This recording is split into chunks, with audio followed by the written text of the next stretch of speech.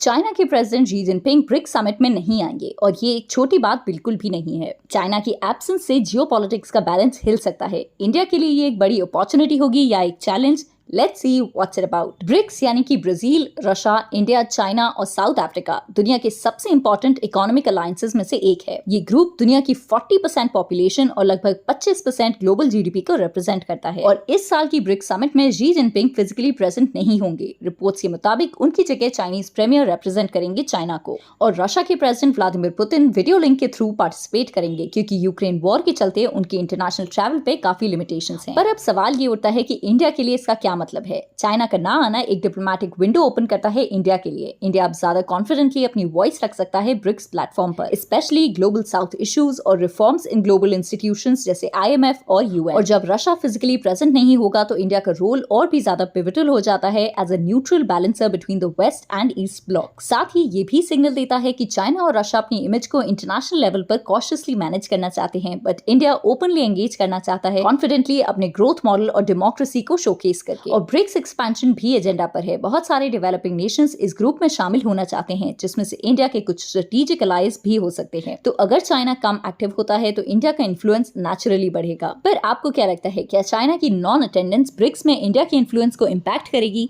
Comment करिए अपने thoughts responsibly and make sure to subscribe.